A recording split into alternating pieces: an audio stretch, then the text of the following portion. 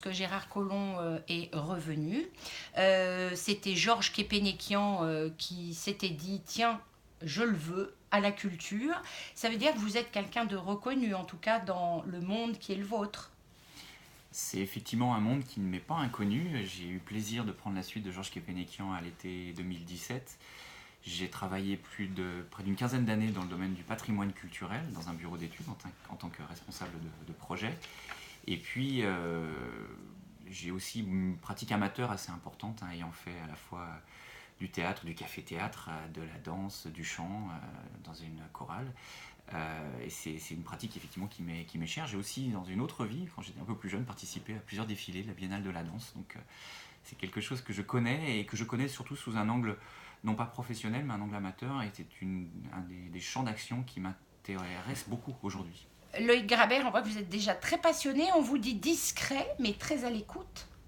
Et finalement, je pense que c'est sans doute un avantage parce que finalement, vous êtes élu, je ne l'ai pas dit, du 7e arrondissement. Dans le 7e arrondissement, vous siégez avec Myriam Picot, qui est vice-présidente de la métropole. Ça vous permet peut-être d'avoir des liens directs sur des compétences partagées sur certains établissements culturels. Les liens avec la métropole sont très importants puisque la culture est cofinancée avec la métropole, avec la région, avec l'État. Donc effectivement, certains sujets sont plus pratiques à aborder quand on se croise assez régulièrement dans la mairie du 7e.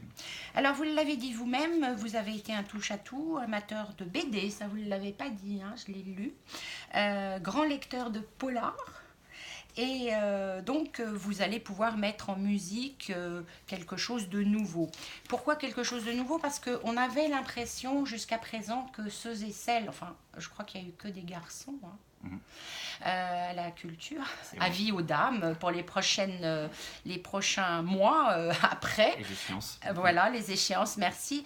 On avait plutôt peut-être l'impression que la politique culturelle lyonnaise était une politique assez traditionnelle, pas comme la Quenelle ou le bistrot de Lyon, tout à fait partagée, mais qui s'affichait surtout sur des grands événements qui permettent à la ville de montrer sa force rayonnante, et puis sur des grands établissements tels l'opéra, les subsistances, la Villa Gilet, les friches.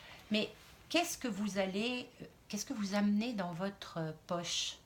Tout en sachant qu'on continue toujours une politique. Hein. C'est ce que j'allais dire. On est dans la continuité d'une politique. Georges Képénékian a conduit la culture pendant une dizaine d'années.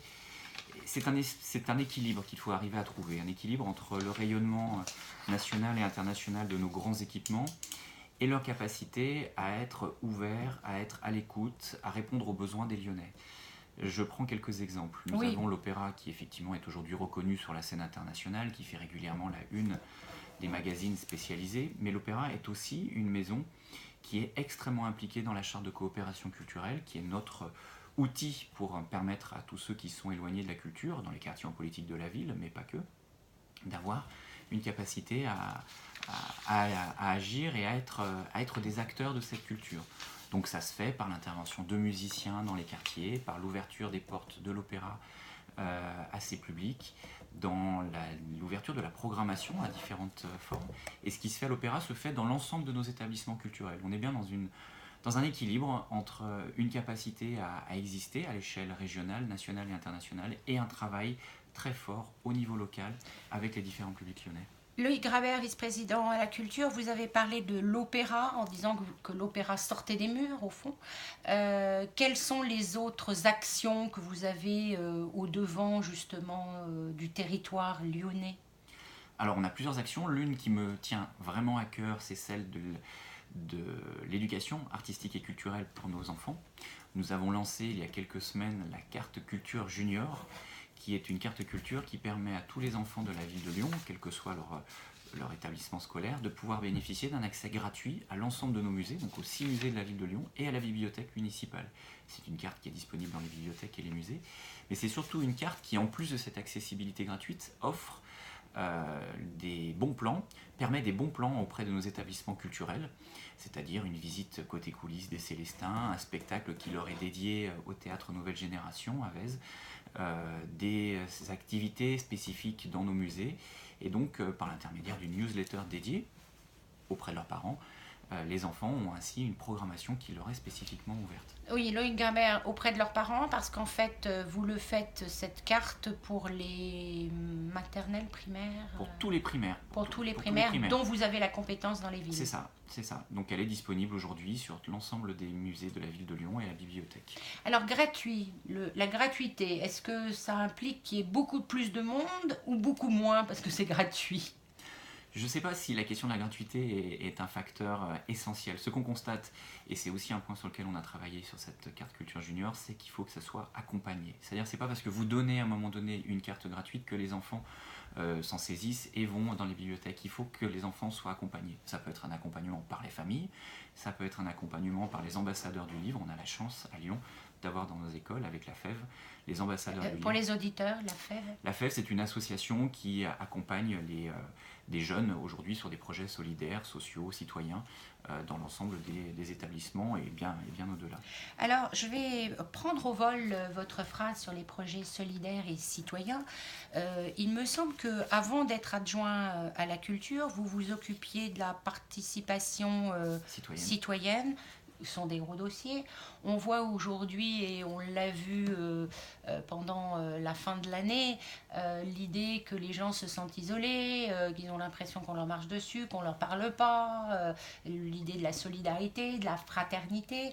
Je disais en début d'émission que la vie culturelle ou la politique culturelle lyonnaise était peut-être restée de façon un peu traditionnelle, mais très brillante. Comment est-ce que vous avez envie de laisser une petite marque, voire une grande, d'ici la fin du mandat, dans 18-19 mois? Un projet nouveau, quelque chose qui vous tient à cœur, parce que vous avez parlé d'éducation, on sent que c'est un peu le nœud de l'histoire culturelle aussi. Il y a deux thèmes qui me tiennent à cœur et qui permettent effectivement de faire le lien avec votre question. Le premier, c'est celui du soutien à la jeune création, à l'émergence. On a la chance à Lyon d'avoir de très bonnes écoles qui forment des danseurs, des comédiens, des musiciens. On a la chance d'avoir des lieux de diffusion spécifiques, je pense aux scènes découvertes qui sont sur ces 3 disciplines, des lieux adaptés. On a la chance d'avoir des théâtres, des lieux de diffusion. L'idée aujourd'hui, c'est d'arriver à assurer la continuité, ce qu'on appelle le parcours artistique de l'ensemble de ces acteurs pour qu'ils puissent, à Lyon, pouvoir s'épanouir. On a encore des marges de progression sur le design, sur les arts plastiques, sur les arts visuels, où là on a besoin d'ateliers, on a besoin de lieux de résidence et de travail supplémentaires. Mais aujourd'hui, mon point de vue, et c'est pour ça qu'on a organisé d'ailleurs fin décembre à l'Hôtel de Ville une journée des émergences, où on a permis à l'ensemble de ces acteurs de se mettre en réseau, de travailler avec nos institutions, de se connaître, de se connaître et de voir ce que chacun fait et comment on peut créer du lien, des passerelles entre les uns et les autres. Et dans toutes les matières? Sur ces 3 matières, sur la danse, le théâtre et la musique. D'accord. Et l'autre élément qui me tient beaucoup à cœur, c'est de pouvoir accompagner des initiatives nouvelles en termes culturels. Je pense à ce qui s'est fait ou ce qui se fait aujourd'hui du côté des Halles du Faubourg, dans le 7e arrondissement, avec la taverne Gutenberg. Ce sont des acteurs privés, ce ne sont pas des acteurs publics. C'est dans le 7e, c'est ça? C'est dans le 7e, exactement. Oui. Des acteurs privés qui travaillent ensemble et qui transforment un lieu, qui est une friche, de façon éphémère, puisqu'ils y ont été pendant l'année 2018, ils y resteront jusqu'à l'année 2020, pour avoir un lieu de travail, un lieu d'exposition, un lieu de fabrique, une nouvelle forme de fabrique de la culture. Et ces initiatives-là, dans des lieux éphémères qui existent pendant un temps donné, sont assez innovantes, assez nouvelles dans la façon qu'on conçoit la culture. Ne dites pas assez, elles sont innovantes. Elles sont innovantes. Même si Berlin nous avait piqué l'idée, nous a donné l'idée peut-être.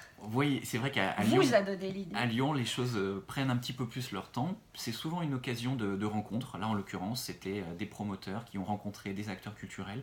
Ça a matché, ils ont eu plaisir à travailler ensemble et ça a bien fonctionné. Et des initiatives comme ça, il va en être sur le territoire beaucoup d'autres dans les mois et les années qui viennent. Vous les recherchez donc? En tout cas, on les accompagne. Ce que j'appelle créer des conditions de leur réalisation, un terreau fertile, pour que justement ces initiatives puissent se faire. On accompagne en termes de facilité administrative, facilité technique, parfois facilité financière s'il y a besoin, mais on est vraiment un partenaire à leur côté pour permettre de développer ces projets. J'ai envie de vous poser la question du mécénat. Elle est peut-être à côté, mais elle m'y a fait penser quand vous parlez des friches et des personnes privées qui prennent un territoire et et qui, comme dans un bon bouillon, essaye d'y mettre les bons ingrédients. La culture, ça coûte cher, elle est un peu le parent pauvre, même si 20% du budget de la culture de la ville de Lyon est consacré à la culture. Elle emploie des gens aussi. Il me semble que vous aviez une fois dit 18-20% de salariés, hein, en fait. Les agents de la ville. On sait aujourd'hui qu'on a plutôt envie de mettre de l'argent sur l'économie, sur ce qu'on appelle le pouvoir d'achat, et que la culture est le parent pauvre, alors que c'est elle qui permet l'équilibre et la belle vie. Je ne sais pas si c'est la belle vie. En tout cas, ce qui est sûr, c'est que la culture, elle permet de faire société aujourd'hui. Et Dieu sait si, vu tout ce qu'on a vu sur le mois de décembre, est important là-dessus. Faire société, c'est-à-dire vivre et ressentir des émotions ensemble, partager des valeurs communes.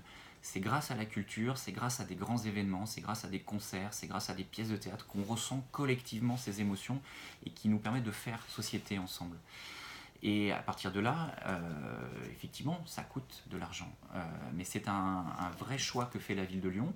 C'est un vrai investissement aussi, parce qu'on ne le dit pas assez. Aujourd'hui, quand on met 1 euro à l'opéra, derrière, ça génère 1,5 € de retombées. Parce qu'il faut créer des spectacles, il faut créer des décors, il faut créer des costumes. Ça veut dire que c'est des gens derrière qui travaillent. Et on crée de l'emploi auprès de tout un réseau de PME locales et régionales qui est fondamental. Donc c'est un